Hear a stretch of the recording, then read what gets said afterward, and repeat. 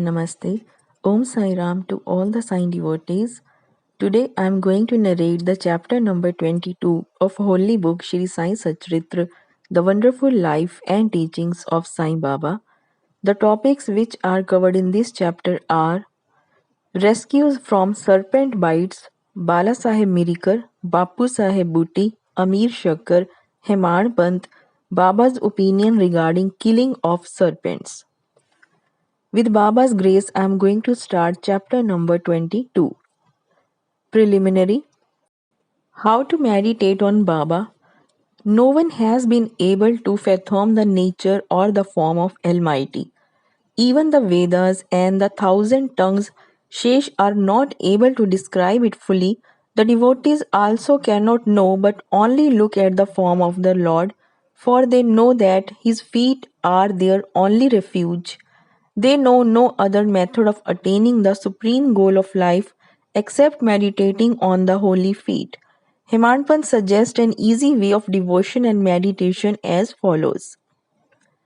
As the dark fortnight of every month wears out gradually, the moonlight also wanes in the same degrees, and on the new moon day, we do not see the moon at all.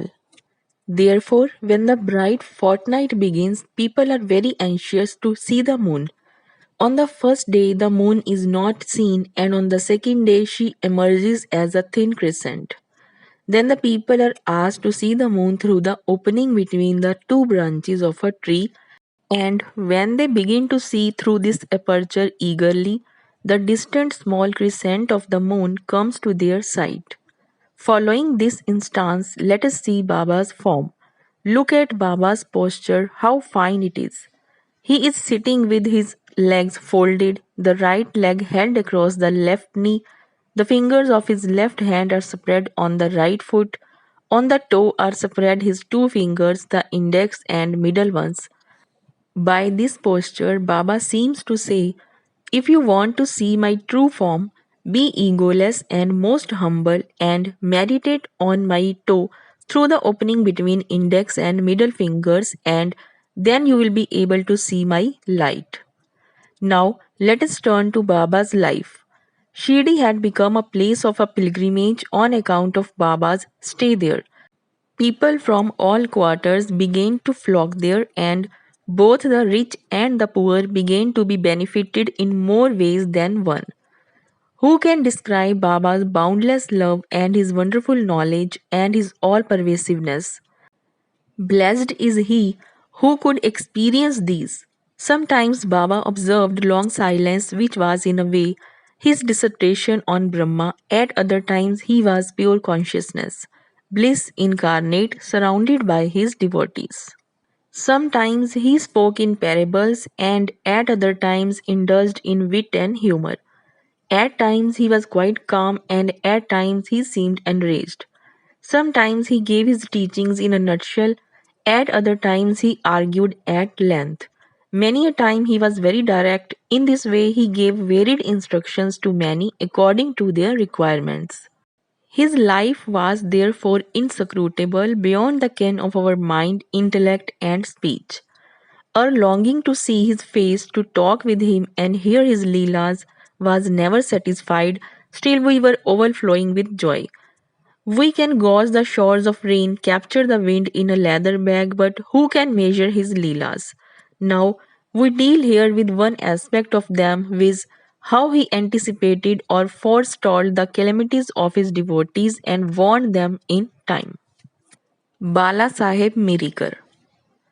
Bala Saheb Mirikar, son of Sardar Kaka Saheb Mirikar, was Mamladar of Kopargaon.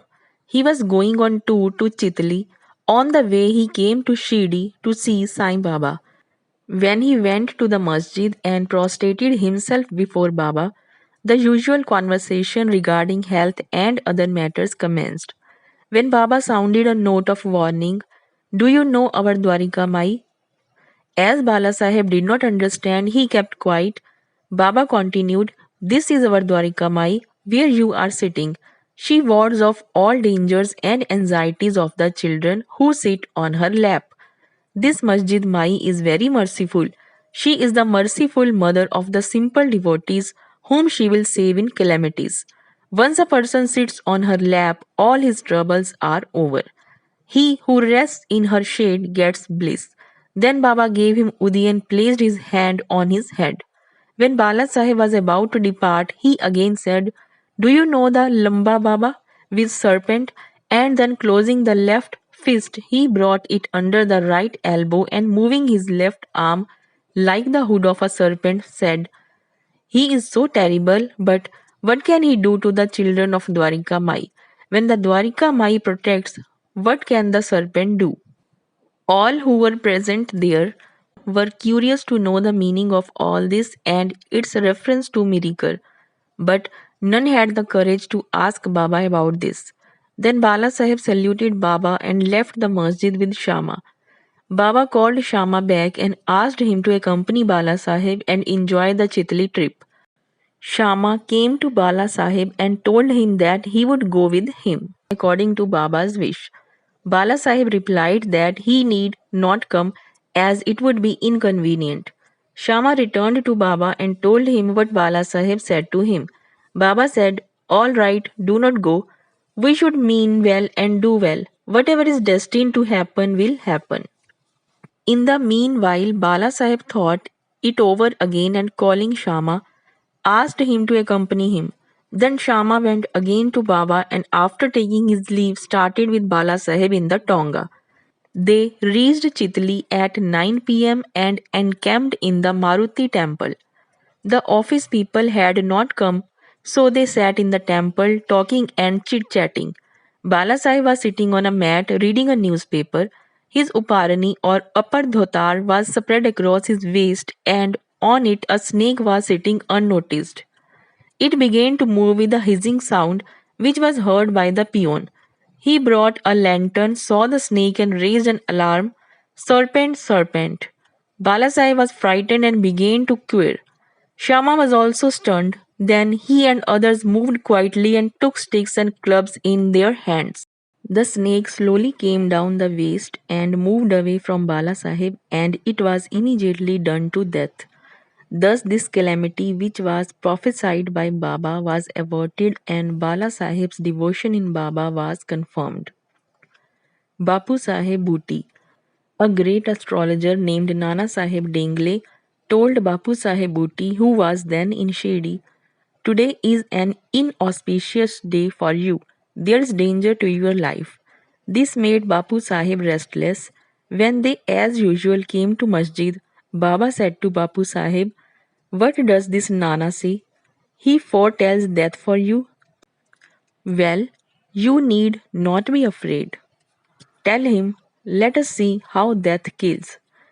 Then later in the evening, Bapu Sahib went to his privy for easing himself, where he saw a snake. His servant saw it and lifted a stone to strike at it.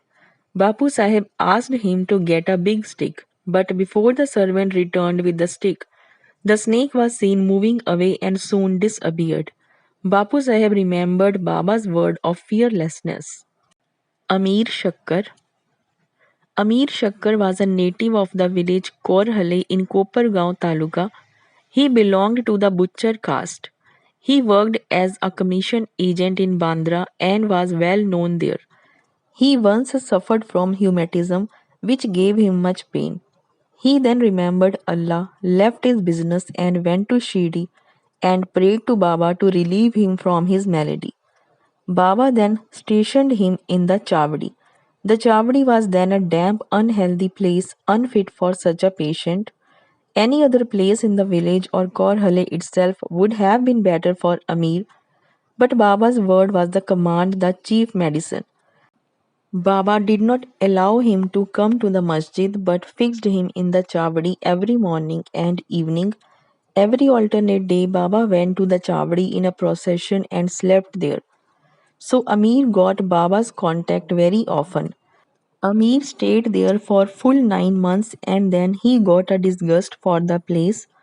So one night he stealthily left the place and came to Kopargaon and stayed in a dharmshala. There he saw an old dying fakir who asked him for water. Amir brought it and gave it to him. As soon as he drank it, he passed away. Now Amir was in a fix. He thought that if he went and informed the authorities, he would be held responsible for the death, as he was the first and sole informant and knew something about it.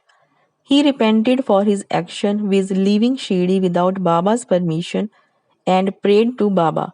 He then determined to return to Shirdi, and same night he retreated, remembering and muttering Baba's name all the way, and reached Shirdi before daybreak and became free from anxiety.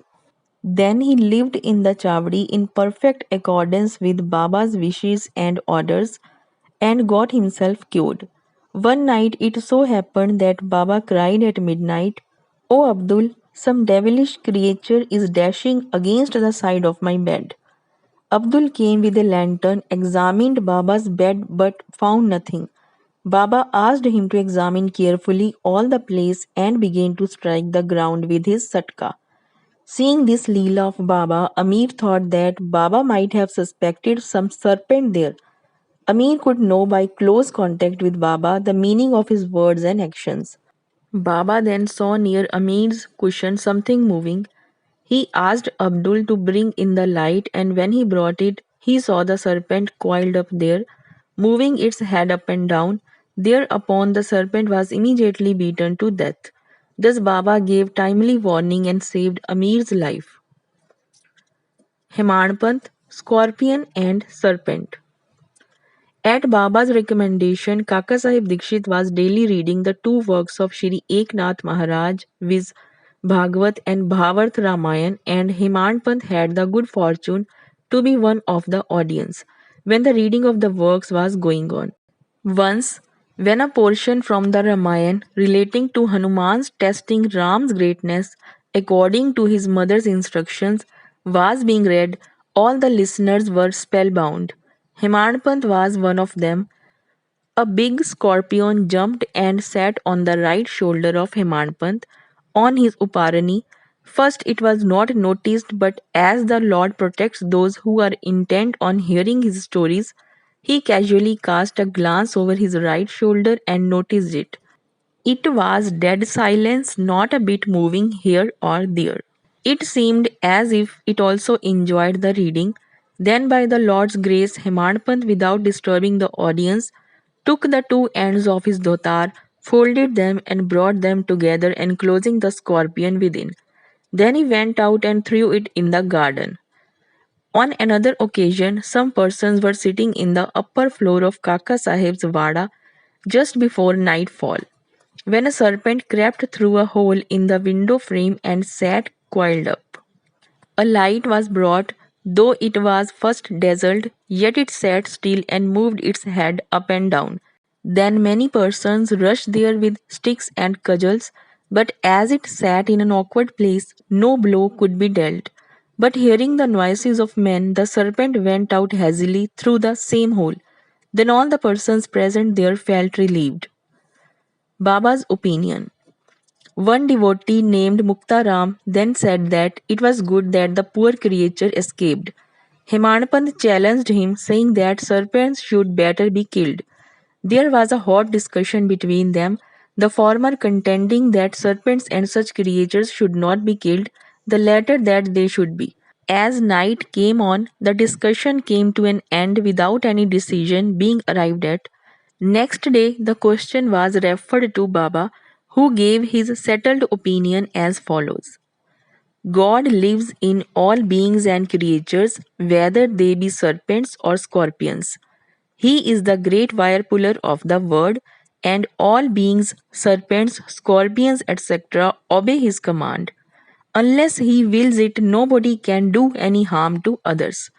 The world is all dependent on him, and no one is independent. So we should take pity and love all creatures, leave off killings and be patient. The Lord is the protector of all. Chapter number 22 is completed. Woe to Shri Sai, peace to be all.